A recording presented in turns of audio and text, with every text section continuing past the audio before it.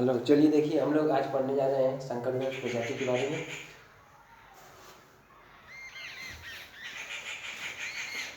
देखिए हम लोग को पढ़ना है वन्य जीव संरक्षण के बारे में कि वन्य जीव का संरक्षण क्यों किया जाता है, यानी कि वन्य जीव जो है इसका संरक्षण क्यों किया जाता है। अगर वन्य जीव के बारे में देखेंगे तो वन्य जीव संरक्षण इसलिए किया जाता है कि ताकि हम लोग जितने भी जंगल हैं, जितने भी जीव हैं, उनका बचाव कर सकें, एक तरीके से उनको मैनेज कर सकें। क्योंकि कोई भी जीव, कोई भी वन जो होता है वह पर्यावरण की दृष्टि से बहुत महत्वपूर्ण होता है, क्योंकि पर्यावरण को बनाने में एक वन का यानी कि जंगल का और एक जीव का आपस में परस्पर संबंध होता है। इस वजह से वन्य जीवों का संरक्षण करने की हमको आवश्यकता है। बात करेंगे कि वन्य जीव के अंतर्गत, अगर बात करेंगे वन्य जीव के अंतर्गत, तो वन्य जीव दो प्रकार से पाए जाते हैं, एक पालतू जंतु और एक जंगली जंतु। पालतू जंतु में उसे कहते हैं जो हम लोग घरों के द्वारा पाले जाते हैं, यानी कि भेड़ बकरियाँ, गाय कुत्ता, इन लोग जो जितने भी जंतु आते हैं ऐसे जंतुओं को हम लोग पालतू जंतु बोलते हैं। और जंगली जंतु उसे कहते हैं जो जंगल में पाए जाते हैं, यानी कि उसको बांधा नहीं जाता है, मनुष्य के हित में वह नहीं होता है, लगभग ये लोग हानिकारक होते हैं मनुष्य के लिए। तो इस वजह से मांसाहारी होने के कारण इन लोग को नहीं पाला जाता है, ये लोग जंगल में खुलेआम घूमते हैं, इस वजह से इन लोग को जंगली जीव कहा जाता है। बात कर रहे हैं कि अगर जीव बढ़ रहे हैं, जीव बढ़ रहे हैं, वन्य बढ़ रहा है, तो हम लोग को यानी कि एक तरीके से अच्छा है पर्यावरण की दृष्टि से। लेकिन जब जीव या वन घट रहा है तो ऑटोमेटिक जब वन घटेगा तो जीव भी घटेंगे, क्योंकि जंगलों में ही जंगली जंतु का निवास होता है। इस वजह से जंगल जो होते हैं बड़ी मायने रखते हैं। आगे बात करेंगे कि अगर हम लोग संरक्षण के लिए भारत सरकार या जनता ने क्या काम किया है, तो भारत सरकार ने काम किया है कि जगह जगह पर जहाँ पर वनों की क्षेत्र कम है वहाँ पर राष्ट्रीय उद्यान वगैरह जो भी अपना बनाया जाए, ताकि जंगल का विकास कर सके और उसमें रहने वाले वन्य जीव का भी बचाव कर सके। बात करते हैं कि अगला बात कर रहे हैं कि आपके लिए प्रश्न पूछा जा रहा है कि बताइए कि जानवर जो होते हैं, पालतू जानवर हो गए या जंगली जानवर हो गए। पालतू जानवर अधिक मतलब एक तरीके से कह सकते हैं कि स्वतंत्र होते हैं कि जंगली जानवर स्वतंत्र होते हैं। आपके लिए छोटा सा क्वेश्चन है। देखिए पालतू जंतु जो होते हैं यह स्वतंत्र नहीं होते हैं, क्योंकि इनकी खुद की मर्जी नहीं होती है। कोई नहीं चाहता है कि हम एक रस्सी के द्वारा बांधे जाए, इन लोग को यानी कि अपनी मर्जी से नहीं बंधे होते हैं, बल्कि मनुष्य ने इसको बांध कर रखा है। तो ये लोग स्वतंत्र नहीं होते हैं, और जंगली जंतु जो होते हैं वह स्वतंत्र होते हैं, इसीलिए ये लोग खुशहाल होते हैं। और पालतू जंतु जो होते हैं वह कैसे होते हैं, तो पालतू जंतु एक कह सकते हैं कि उदास रहते हैं, या फिर यह पूरी तरीके से है आप पर निर्भर रहते हैं जो मनुष्य ने इसको पाला है। आगे बात करेंगे कि वन्य जीव इतना यानी कि वन की घटने के साथ साथ वन्य जीव भी घट गए। कुछ तो वन्य जीव इतने सारे घट गए कि वह लगभग धरती से समाप्त होने की कगार पर है। जो धरती पर समाप्त होने की कगार पर है उसको हम लोग बोलते हैं संकटग्रस्त प्रजाति, यानी कि जिस पक्षी की या जिस जंतु की संकट मतलब खत्म होने की कगार पर है उसी को हम लोग बोलते हैं संकटग्रस्त प्रजाति। विलुप्त प्रजाति उसे कहते हैं जो धरती से पूरी तरीके से समाप्त हो चुकी है। जो धरती से पूरी तरीके से समाप्त हो चुकी है उनको हम लोग विलुप्त प्रजाति के नाम से जानते हैं।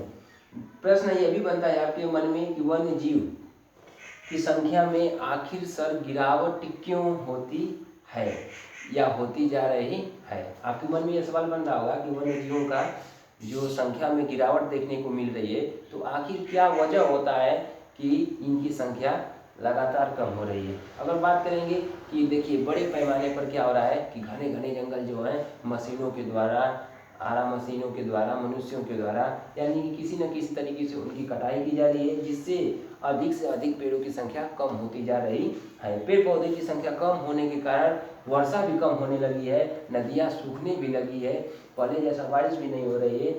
इसका असर जंगल में रहने वाले वन्य जीवों पर भी पड़ा है।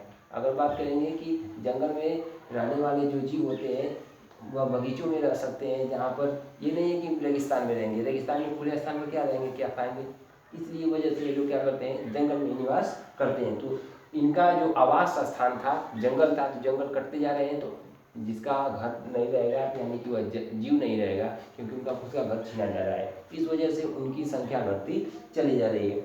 बात करेंगे कि सुरक्षित स्थान एवं भोजन तथा पानी की कमी के कारण इनकी संख्या लगातार कम होने लगी है।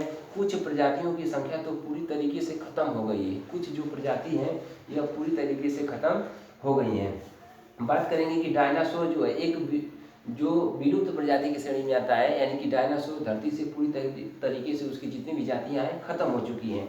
और भेड़, ऊंट, याक आदि जंतु जो होते हैं यह सब अभी बने हुए हैं, क्योंकि यह इन्हें हम लोग पाल रहे हैं, पालतू श्रेणी में आते हैं। तो पालतू जो श्रेणी में जंतु होते हैं यह मनुष्य के लिए लाभदायक होते हैं। एक तरीके से इनकी इकोनॉमिक्स को बढ़ाते हैं, यह व्यापार करने के लिए, इनके लाभ के लिए होते हैं। इस वजह से इनकी संख्या लगातार बनी हुई है। लेकिन डायनासोर जो एक प्रजाति है यह धरती से विलुप्त हो चुकी प्रजाति है। आपसे पूछा जा सकता है कि विलुप्त प्रजाति जिसकी हो गई है उस जंतु का नाम बताइए। तो डायनासोर एक आपका अच्छा खासा एग्जाम्पल है।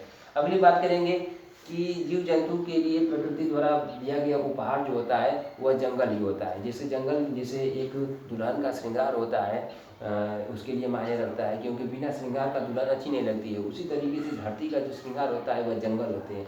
जिस धरती पर यानी कि जिस भूमि पर, जहाँ भूमि की बात कर रहे हैं, खेत वगैरह हो गया, रेगिस्तान हो गया, अगर वृक्ष नहीं दिखाई देते हैं तो वह नंगे दिखते हैं। नंगे का मतलब अच्छे नहीं लगते हैं। उनका वस्त्र है, एक श्रृंगार है धरती का जंगल। तो हम लोग जंगल को काट रहे हैं, तो जंगल के साथ साथ इनका वन्य जीवों का भी घर को बर्बाद कर रहे हैं। बात करेंगे क्या सर आपके नज़र में कोई राष्ट्रीय उद्यान है? राष्ट्रीय उद्यान इसलिए लगाया जाता है ताकि वनों को ज़्यादा से ज़्यादा संरक्षित किया जा सके, उनको बचाया जा सके। तो विलुप्त प्रजातियों की अगर बात करेंगे तो जो विलुप्त प्रजाति है, विलुप्त प्रजाति में कौन कौन से लोग आ जाएंगे? डायनासोर, इसके बाद मेमथ, इसके बाद लाल पांडा, इसके बाद डोडो पक्षी। ये लोग जो है पूरी तरीके से क्या हो चुकी है। इसके बाद एक और है लाल तोता भी है, लाल तोता। ये लोग क्या हो चुके हैं, धरती से पूरी तरीके से खत्म हो चुके हैं। डायनासोर, मेमथ, लाल पांडा, डोडो पक्षी और लाल तोता, ये लोग किस कैटेगरी में आते हैं? तो विलुप्त प्रजाति के अंतर्गत आते हैं। अगला प्रश्न पूछा जा रहा है कि इसके बाद सर एक और नाम बताए थे कि संकटग्रस्त प्रजाति, यानी कि जो संकटग्रस्त प्रजाति थी, संकटग्रस्त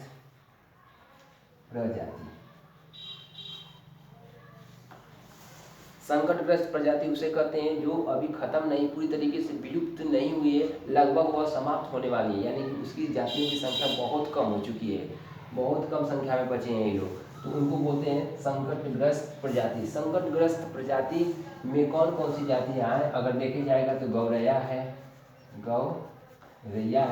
एक पक्षी होती है।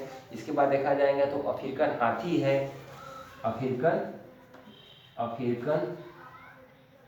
हाथी है, और बाघ है। बाघ की भी लगातार संख्या सुन रहे होंगे कि घटती चली जा रही है, क्योंकि इनके लिए आवास ही नहीं बचा है, इसलिए बाघों की संख्या कम हो जा रही है। तो संकटग्रस्त प्रजाति उसे कहते हैं वे जंतु जिसकी संख्या लगातार घटती चली जा रही है, लगभग वो एक दिन खत्म हो जाएंगे, बहुत जल्दी खत्म होने वाले हैं। तो ऐसे जंतु को हम लोग संकटग्रस्त प्रजाति के नाम से जानते हैं। गौरैया इसका एग्जाम्पल है, अफ्रीकन हाथी इसका एग्जाम्पल है, और बाघ इसका एग्जाम्पल है। अगला बात करेंगे जंगल और जीवन के बारे में बात करेंगे। कहीं बहुत सारे पेड़ उगाए गए तो क्या हुआ, जंगल बन जाएगा?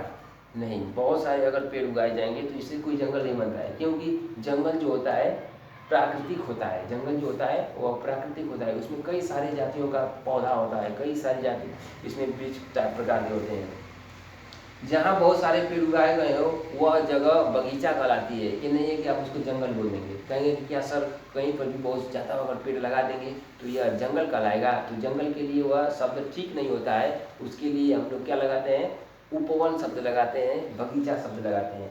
अगला प्रश्न है जंगल हमारे लिए क्यों महत्वपूर्ण है? जंगल हमारे लिए, क्योंकि अगर जंगल नहीं होता, वन नहीं होते, तो फिर हमारे लिए क्या दिक्कतें या संकट का सामना करना पड़ता है। देखिए, बात बता रहे हैं कि जंगल से हमें पहली बात की लकड़ियाँ मिलती है, फल मिलते हैं और फूल मिलते हैं, औषधियाँ मिलती है, कपास आदि प्राप्त होते हैं। कपास वगैरह के द्वारा हमें कपड़ा मिलता है। इसके साथ ही वन हमारे लिए वातावरण को प्रदूषण से भी मुक्त कराते हैं। इसलिए यह सब केवल एक जंगल, एक पेड़ और यही कर सकता है। बाकी इसका कोई एक तरीके से कह सकते हैं उपाय नहीं है। केवल पेड़ का ही होना, जंगल का ही होना ये सारे कार्य कर सकते हैं। यानी कि औषधि बनाना, फल फूल देना, सब्जियां देना, इसके बाद लकड़ियाँ देना, इसके बाद देखें कपास देना, यानी कि जिसकी वजह से सूती वस्त्र या अपने कपड़े जो पड़ रहे हैं सारे प्लांटों से निकल कर आ रहे हैं। कागज़ भी जो पड़ रहे हैं ये भी प्लांट से ही बन रहे हैं। तो इतना इम्पोर्टेंट प्लांट हो जाता है जो कि एक ही जीव नहीं बल्कि समस्त जितने भी धरती पर जीव हैं एक दूसरे से अंतर संबंध में पेड़ बनाए हुए हैं।